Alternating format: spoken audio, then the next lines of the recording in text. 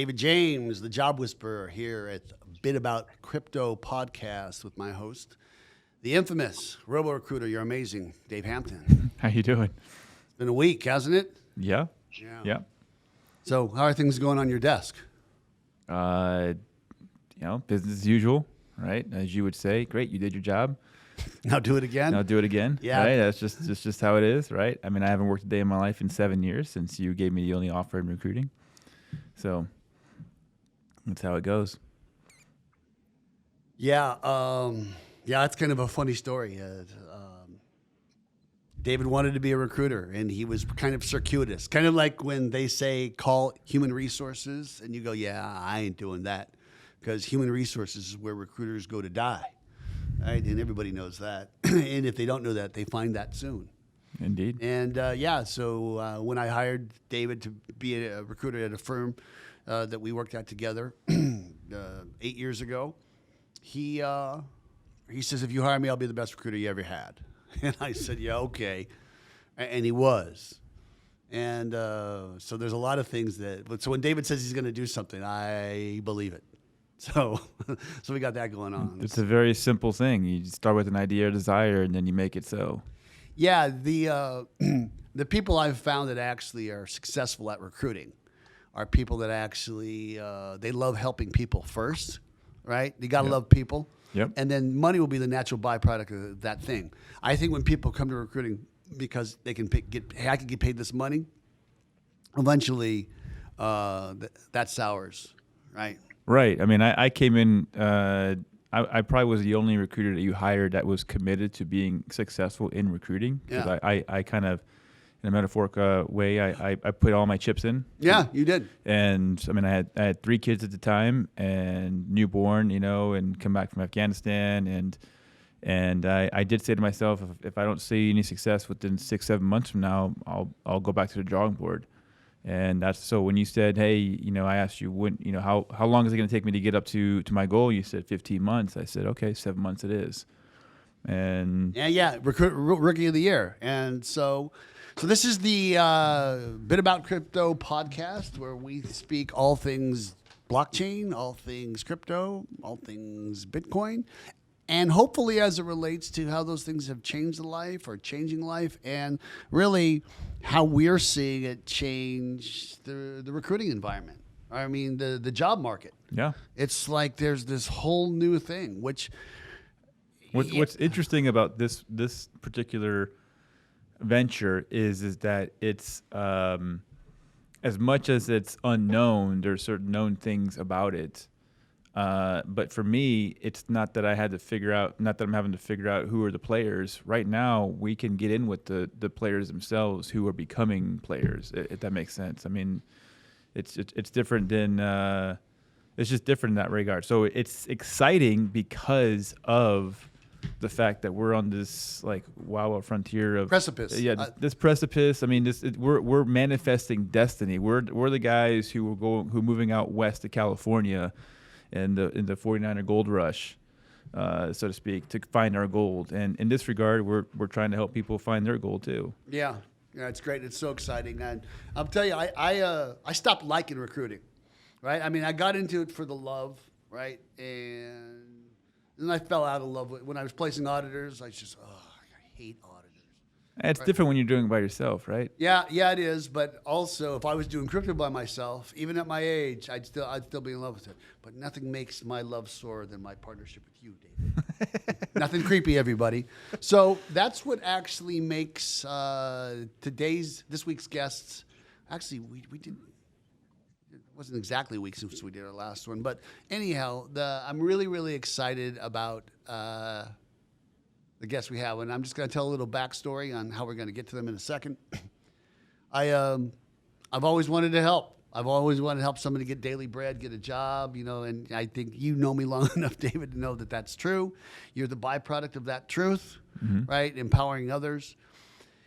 And I literally was doing the thing that all successful recruiters do, is I was dialing and smiling when I actually called an auditor, a 6-year audit manager at E&Y in Denver, Colorado by the name of Warren Nadolsky. Ernst & Young, if you guys don't know the E&Y. Yeah, right. and nice enough guy. And I called him and I said, look, I'm a recruiter. And I was trying to recruit him for the audit manager position at Nike. Right? That Sounds sexy. Yeah. I mean, Nike is Nike, right? Well, it was then, right? I mean, kind of like politics aside today, right? So. Yeah. So, and he says, no, I'm actually going to be a recruiter myself. And I don't know why I said this. I said, well, if you're going to be a recruiter, I should come out there to Denver and teach you how to be a recruiter. It's like, dude, what's wrong with you? But I did. And he actually had another CPA by the name of Ken Philbrick, right? And these two guys were like under the age of 30, I think, at the time, 1995-ish, 96, I think it was. And I flew out. I'd never been to Denver, and I remember I was in that the room changing. And it was snowing, sun, in Denver. Warren says to me, I think Ken said to me, yeah, here's the thing about Denver. If you don't like the weather, you wait 5 minutes. And that was actually very, very true. And, and I helped them out, and I stayed there for 3 days, and I trained Ken, I trained Warren, I trained another gal whose name escapes me, and they started to thrive. The Warren James Company, the Adam James Company, Warren had named it after his two kids. And as the years had gone by, I went in and out of different iterations of my emotional personal life and my business life. And I spoke to Warren in 2010. Hey, how's it going? Come on out to play in our big poker game. But, poker's not part of my life anymore. And I said, thanks, but no thanks. And I didn't hear from any of them. Then all of a sudden, when we started blockchain recruiters, bit about crypto podcasts, David James, The Job Whisperer. God, that's a lot. It's a lot. It's like eating 5 eggs, one bite. Yep. So anyhow, when we started that, I rebranded the LinkedIn profile, and I called it Bitcoin. I think it still says Bitcoin Recruiters, right? It's because it's better for the algorithm. But we're blockchain. We recruit in all areas of blockchain. I've had some people get pissed at me saying, well, I'm a Bitcoin maximalist. It's, okay, so do you have a search or not? I don't care what kind of maximalist you are.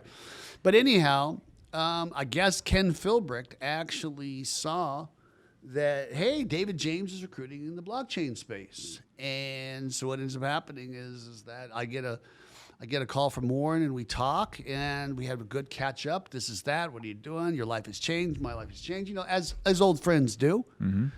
And before you know it, he said, I want you to know that Ken's daughter, Alexa, she's a recent college graduate. I think she's the university. Wait, she's Michigan State, Green.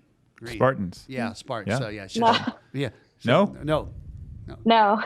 Well, we'll get to that in a second. One of those. Yeah. So she hates blue and gold. She detests those colors. I know that's for sure. So so Alexa, actually, she's a recent college graduate from, I think it's Grand Valley State. So certainly she dislikes or possibly hates University of Michigan, blue and gold. I would think that, but we're going to let her tell herself. And so I spoke to her and her cousin TJ and about their walk into cryptocurrency and where they are as recruiters and where they see the job market and where they want to be.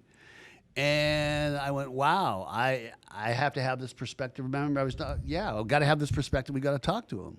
And so today on the show, we have Alexa Philbrick and her cousin, Tyler, who goes by TJ Sneddon.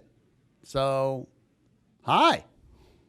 How's it going? Hello. Yeah, it's going well. It's going really, really well.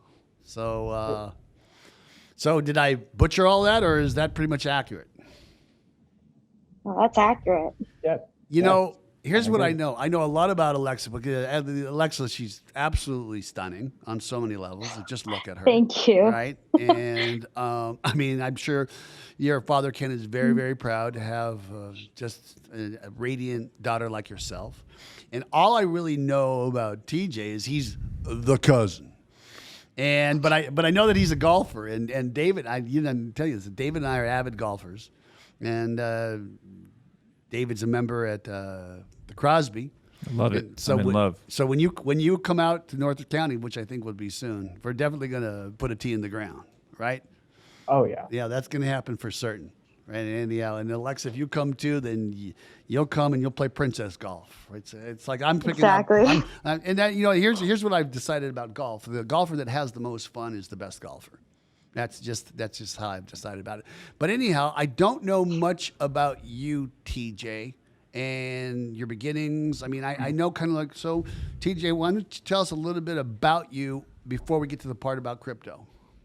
So yeah, I in the last year, I have dropped out of college because the summer of 2020, I was working manual labor on a manufacturing line, making a bunch of money, but working 60-hour weeks. And I thought there's got to be a way for my money to work for me. And so I started exploring and doing my own research into Bitcoin and Ethereum at the beginning. And so I put a lot of money into it last spring and summer. And now I'm a truther. I dropped out of college. I'm working as a recruiter right now, but we're trying to get into the blockchain industry more and more. So, yeah, I'm really excited for this podcast. What do you mean a truther? Tell the audience. I see the blockchain technology as the future. I mean, there's every single day in the news there's another massive institution in this country that is getting cyber attacked, and I think blockchain is the answer for that. I think that for the most part, our financial institutions are corrupt. And hold on a second. Let's talk more about you, right? So where'd you grow up? What do you do? I mean, I love the enthusiasm, soldier. Yeah. So I was actually born in Denver, moved to Georgia and then Wisconsin, just all over as a kid. My dad worked in the beer industry for Miller. Big baseball guy. I played baseball my whole life, but I have taken that competitive drive. I mean, I'm not too competitive when it comes to sports anymore. I like going out and having fun and playing golf, but my competitive drive has now shifted from sports and academics over now to, okay, how can we be on the forefront of crypto? Let me ask you a question, and I ask all my guests this. I always say it this way, how did Bitcoin find you? Okay, because usually people find Bitcoin first, but at your age, there's a possibility that you found something else. So yeah, how did crypto find you? Well, I think like a lot of people, I didn't completely understand it for a long time. I mean, I had this friend in middle school. I can remember it very, very vividly. He gave a presentation on why Bitcoin is the future. I was like, I had to be 13, 14 years old. And I was like, this is a Ponzi scheme. What is this guy talking about? This is stupid. What year are we talking when you say 13, 14? I mean, it's important for perspective. Yeah, 2014. So I'm 21 years old right now. Bitcoin's trading at about $300. Yeah, I was like, this is stupid, you know? So, but I mean, so like I was saying, last spring and into the summer, I was making a lot of money working grueling hours. The job was hard, but the people made it awesome.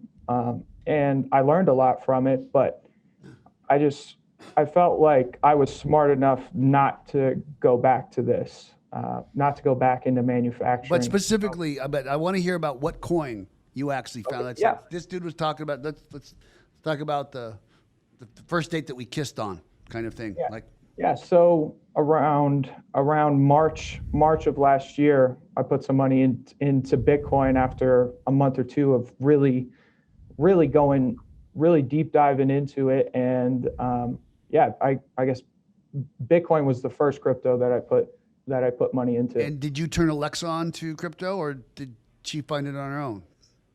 I'll let Alexa speak first. So. Go ahead, Alexa. How did you find crypto, or how did crypto find you? I was locked up in my grandma's back room due to COVID-19, and my cousin happened to live there as well. And during quarantine, I just had a lot of time on my hands, and I just listened to him. And I like to listen to my family, especially when they're passionate about something. And the more and more he spoke about Bitcoin, I was like, wow, maybe I should actually try to get ahead and try to get into cryptocurrency. So, yeah, I guess I can thank COVID for that. Yeah, you know what? I mean, really, COVID just accelerated the inevitable. So I talked a little bit about TJ, what his story was, and so I know we spoke, and I want you to say it. So, to talk about, you're growing up in a general way, you get to school, you graduate, the things you're going to do, and then when you all of a sudden made your shift, like, as we talked about. Am I clear on that? Yes. So I grew up in northern Michigan. I was pretty up north, pretty close to Canada, very small town, 70 people in my graduating class. I went to a pretty small college in southern Michigan called Grand Valley State University. And there I received my business degree. And I took a lot of classes on investments. And never once did we talk about cryptocurrency or at blockchain technology. We didn't talk about that at all. We really just talked about stocks and the S&P 500. And then I got a job working for my dad out here in Denver, Colorado, and I do sales and business development. But I also do recruiting. It's a staffing recruiting firm. And then I thought, if I really want to like take the next step in my career, what would that look like? And everybody else is going to get their master's. So I'm like, all right, I guess I'll do that. So I start my MBA through Grand Canyon University, and I took one class and I realized I'm like, this is not going to make me that much more money. And so I thought, well, what if I just start taking, instead of putting my money into these classes, what if I set aside $200 a month and I start putting that into cryptocurrency? And ever since I've done that, it essentially has been making money for me. I don't have to set aside hours of time throughout the day to study. I don't have to get a second job. I literally just put it in and it only goes up. So I dropped out of my master's. Yeah. Well, also you had spoken to me about, that you were in debt, right? Oh yeah. Big time debt. Like $30,000 in debt from my undergrad. So it just did not make sense to go like another 30 grand or whatever the price was of the master's just to make, I don't know, $15,000 more a year. It really just did not make sense. So why would I go into more debt? And instead I just started investing in January. Yeah. The thing about it is that we have, this is how life has worked for me, right? Since, I'm almost got 60 years of life experience on planet Earth. And from just a young age, you go and you make more than you actually spend, right? Ideally, right? You make more than you spend and you save the rest, right? Then what ends up happening is you take that rest and you invest that in something, right? And ideally that's going to go up to something, right? But that's been a big lie. And so I just want to show you guys this. Do you see this? When we're talking about money on this show, we've got this paper garbage right here. Yeah, And dirty Right. fiat. dirty fiat. That's my boy. And you guys see this right here? Do you guys? Well, hold on. You guys know what this is? Any idea? No clue. No clue. That's a $100 trillion bill, faithfully created from the security of the Bank of Zimbabwe, and it buys 3 eggs, right? And yeah, that's what happened was, well, let's just print more money. Let's make the bills worth more. It's like, so now we're talking in the $100 trillion. Hey, Dad, can I have a $250 so I can take my girlfriend to the movies tonight? It's just insane. And that's what ended up happening is that so the quest has always been to be, how do you make money when people think, and we're all recruiters, we talk about this, how do you get a job that gets us more? And the purpose of more is so we can actually have more to make more, so we can invest, because culturally as Americans we're at least learning it that way. Not every American gets to actually do that. And the thing that makes this cryptocurrency so different is you can, when you have some of that more, then it really is more, because it's like yeast. You put it in the oven, you watch it rise. And I don't even think that's an accurate analogy. But you said you were going to get your master's, right? And I want to hear about the conversation in your mind saying, okay, I'm done with my degree. I've got a degree in business. Now I'm going to go get a master's degree. Now, I heard you explain why you decided that was not the right idea after you got into it a bit. But let's back it up while you're actually pondering that choice. Did you not have anything else? Or are you confused? No guidance? What was the ideation or the discipline in your mind that said, I'm going to get this master's? I felt like I was following my dad's footsteps. My dad went and got his MBA right when he finished his undergrad, and I felt like that was the next best thing to do. So I was just following my parents. And then I realized, and we kind of spoke on this when we talked a week or so ago. I just realized that maybe I shouldn't be following my parents. Maybe I should be trying to get ahead on the next newest trend. And I don't know. There was something telling me, I'm like, I would be putting I think time is money, and I would be spending a lot of time studying, a lot of time into this. And I'm like, I could just have the crypto make money for me. And then I can do a job that I really want to do. Yeah. So crypto is the true restoration of energy, right? Because this we get paid in this. This is losing energy, right? So the amount of energy it has when we get it over a period of time, it loses energy. You know, Michael Saylor actually literally said that the reason I'm actually buying crypto, right, or buying Bitcoin, is because fiat, it loses 2% a year, right? And he's irresponsible. But so you guys are just on the precipice of your 20s. And David, I'm just going to give away your age. You're going to be, or you're about 40, give or take a few years either way. And you've got a master's degree, right? And so I want you to share the audience, like, because there's different considerations on age, right? And so what you got your degree, and then what made you think about, hey, I'm going to get this master's? Let's hear about it. Okay, I mean, I can indulge in that. I mean, when I decided to get when I got my undergrad degree, I double majored in English and psychology, and my goal was to get out in 4 years. I was on a path to get out and be done, and the one regret in doing it that way, I didn't go study abroad. But I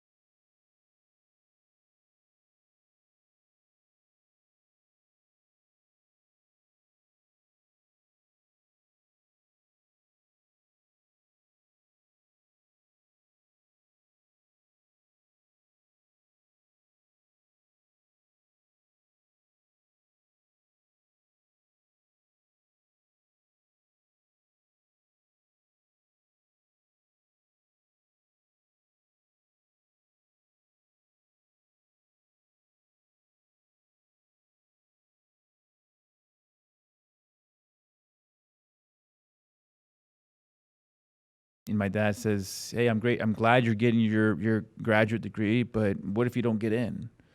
And he says, "Okay, well, I say, well, all right." So I got it. So as a backup plan, I got a job as a English teacher, and how much did that pay? That paid I was working as both English teacher and basketball coach. I got a total of $40,000 annually. Okay. All right, and the great thing about that, I was living on my own. I was living with my parents. I was. Yeah, but even with that, how much extra did you have after payday? After you got essentials? I mean, What percentage? I don't know, a few $100, $1,000. Few $100 I mean, it just, it's just, I made enough to not have to be in debt and go enjoy myself a little bit in Dallas as well. Right. And so, I'd already, I deferred to take that job to go to NYU. I'd been accepted to the master's program. So I deferred, spent the year teaching, went to NYU, got to NYU, realized I didn't want to be in the whole political BS of that world of academia. And then I ended up meeting my wife, and we life happens, and Yeah, it and does. so I one of the greatest things that ever happened to me was getting fired as a high school English teacher without cause. And I ended up going to work for West Point with SAIC, got a transfer to Naval Health. And by that point, being married, having a kid, trying to invest 6 years of my life in academia, it didn't make economic sense at all. So do you wish that, knowing what you know now, do you wish that when you were like, living at home, getting them a couple $100 that you had cryptocurrency or Bitcoin you could have invested in? Oh yeah. Yeah. I mean, definitely. I mean, I didn't know how to invest. I mean, I was just trying to keep above water. Investing was the farthest thing from my mind. It's one guy came to my high school where I was working and said, "Hey, you should think about investing." And so I put in some money, but then I realized I didn't have money to invest. Yeah, It's just So and all that being said, I just wanted to help people. Yeah, that's really, and then that's how I figured out how to get into recruiting in a way. So speaking of helping people, right? And I know your parents, and I know David, and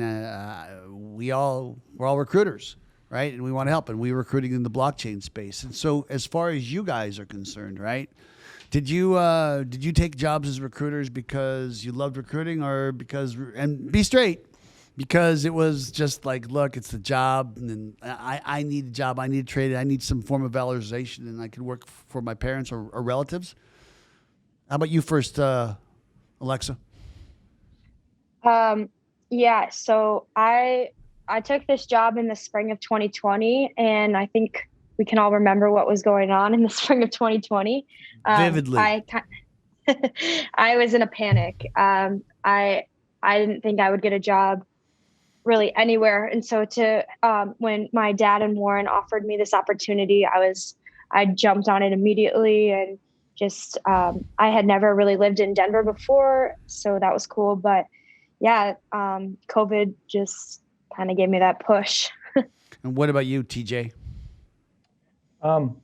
Yeah, I have a lot of friends that just graduated college and are working at Dick's Sporting Goods with an engineering degree, and my uncle offered me a job to come help him with tech, and I'm pretty good at that. So that's what I've been doing. So, what is the conversation around your peer group? Like, kids your age, kids you went to high school with, kids you went to college with, right, et cetera, as it relates to what's happening in the job market for people your age, degreed or not, right? The one's need for a degree has lessened and lessened and lessened.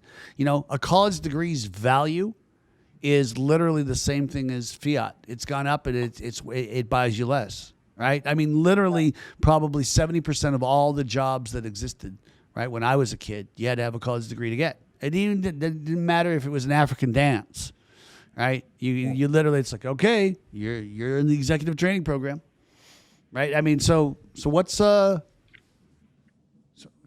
is the attitude? I mean, I know COVID has made things kind of weird, right? But I'm just talking a general way about that.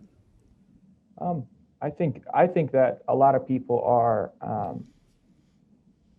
a lot of people our age are trying to start their own business right now throughout the pandemic, or figure out a way to I guess work remotely. But I do know a lot of people in school right now that are sticking with it are going to be it's computer science, engineering, doctor, lawyer. I don't know a lot of other people that are going for other things, nurses too, but I don't think that my entrepreneur friends, a lot of them feel stuck in college right now. They feel like they're missing out and just racking up all this debt. And I think moving forward, the companies that are doing something positive for the world or just something inherently good for the world, like in my opinion, blockchain is. I think we're going to see a massive shift of our generation wanting those type of jobs compared to, for lack of a better example, going to work at like an oil company or going to work in traditional finance. There's not a lot of people that aspire to do that right now. What about you? What about you, Alexa? Tell me. I know a lot of my friends are accepting unemployment right now. Yeah. To be completely honest, like that's their stream of income. But as far as like aspirations towards a degree, a lot of my girlfriends are, I agree with TJ, just switching to nursing, going in the medical field. I don't have a lot of like women in my circle, in my group that really know anything about like cryptocurrency. I'll have my friends text me and be like, "Hey, have you heard about Dogecoin?" Or "What are your thoughts on Bitcoin?" And I just think that there's a whole market out there of individuals that just don't know about cryptocurrency or blockchain technology. And I think a lot of them are women my age that just, why would they know? I mean, I got a business degree from a 4-year university. We didn't talk about it once. So why would they know about it if they're getting a nursing degree? So I just think that there's a whole market of individuals that just have no clue about it that could be reached out to, and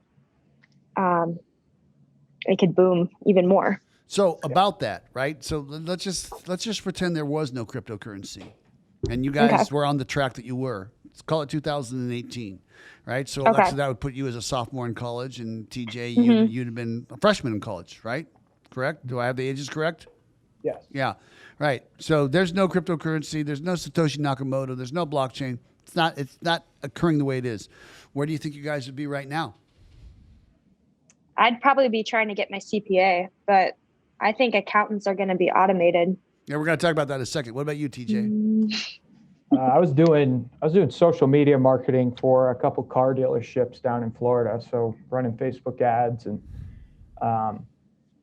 bringing in customers like that. So I think I'd probably be doing something like that. Yeah, I think if blockchain and cryptocurrency hadn't come around, I literally said it. I think there was 2020 was a lot to be bummed about, right? But when I saw what blockchain and crypto and Bitcoin was bringing, I said that's something to be very encouraged about. So we had a second conversation after the first one when we talked a little bit deeper, and you guys professed your love of blockchain. You said, "Look, I don't think we got it clear on the first call how much we're into blockchain, and we see this as the future." And you guys had an epiphany, and it was Alexa who actually told me the story about how things are diminishing. And can you share that with us, Alexa, again for the audience? Yeah.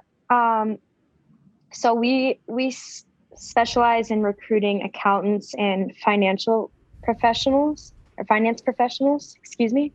And we're losing searches because those positions are becoming automated. So talk in detail. Talk not in a general way. Like, give us a specific on what type of position. So, yeah, because I want our audience to hear.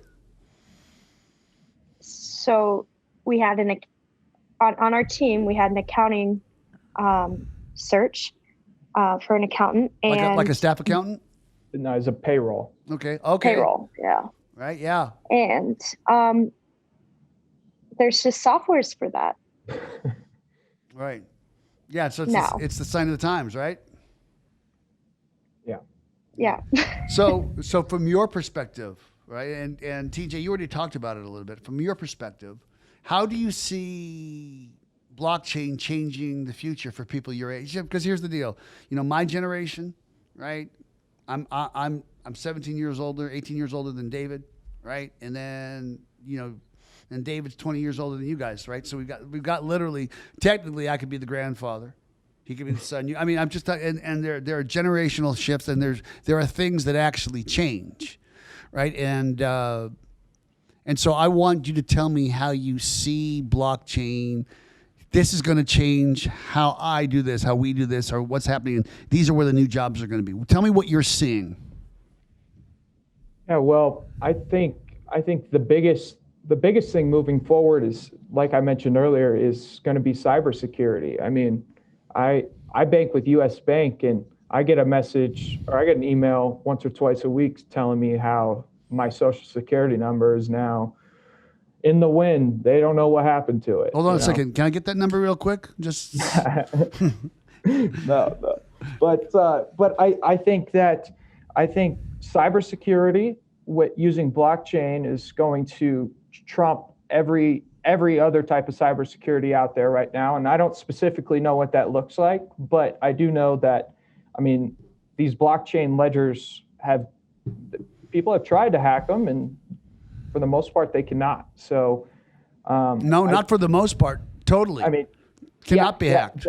Exactly. Right. Exactly. So, I see that as an awesome technical aspect for blockchain. I also see Ethereum as the new internet coming. They're programmable tokens. You can code anything that you want into these tokens. And if you put, let's say you put like a new Google Chrome, coding it with an Ethereum token, it would trump any. It all, I guess, comes back to security, but I feel like we're in the dinosaur ages as far as cybersecurity goes, and I truly believe that with blockchain we're going to see massive upgrades in the infrastructure of security across the world, and so that's my thesis, I guess. What about you, lady in red? I guess I don't really have much to add on that. Okay. To be Yeah. honest. Yeah. And so the thing, and I'm still astounded by this, and David and I have experienced this, right? We've, because we've been recruiters longer than you, right? And, there's certain candidates that we know, hey, so-and-so, everybody knows what a difficult candidate is, right? And we got this one candidate who got fired, and then he got fired again. And then a couple of years went by, and we looked at the LinkedIn profile. I said, what are the odds? That candidate never worked at those two companies. They just changed it, right? But if LinkedIn was on a decentralized blockchain platform, right? Once you say you work for that company, you can never change it because it's immutable. So when TJ's talking about cybersecurity, like recently in the past few weeks ago, there was this hack where there was this ransomware attack where they shut down this entire pipeline, right? And it had that, and that's the typical what he's talking about. Like, they get the codes, my password is password because some government employees getting it on. But if that was a blockchain security, that couldn't happen. You can't do ransomware on a blockchain. And the other use case, which is fantastic, and I keep talking about this because I just think it's so wonderful, because I love Africa. I love so much about Africa. And the entire country of Ethiopia has signed a contract with the Cardano Foundation to actually maintain all the school records of 5 million school kids, because apparently the problem is that you got kids who are just moving from village to village saying, yeah, he was getting straight A's. It's like, okay, we'll put him down for straight A's. So now he's going to go into his senior year and he's got a 3.9 GPA. And the truth is, kid's a D student or whatever it is, or there's identity fraud. This is my son. You got 6 different kids going to the colleges using that, and that's going to change that. So and hopefully our audience is learning more about blockchain. And if you want to learn about blockchain as far as how to get a job, right? Or more importantly, if you want to hire somebody in the blockchain space, you need to contact me.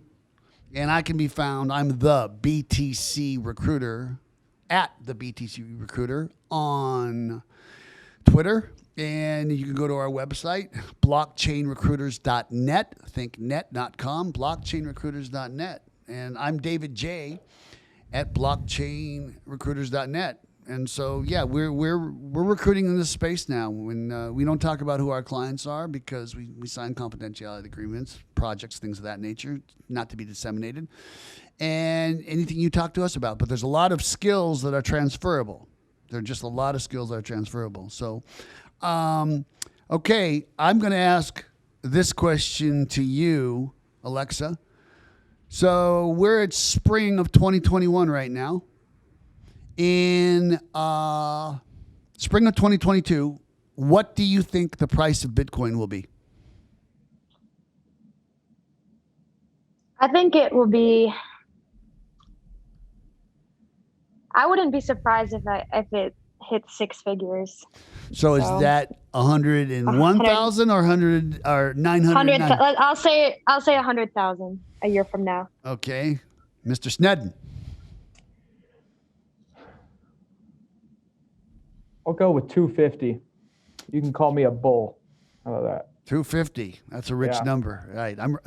I don't know. I'm rooting for TJ. How about you, Dave? Definitely. Yeah, go TJ. That's even more hopeful. Boo, Alexa, you Debbie Downer. You Bitcoin downer, you are. Okay, now, of all the coins that we're talking about right now in current popularity that are all ablaze, what coin is going to have, like, I want to say be gone or be at zero, just be of insignificance a year from now that everybody's going, wow?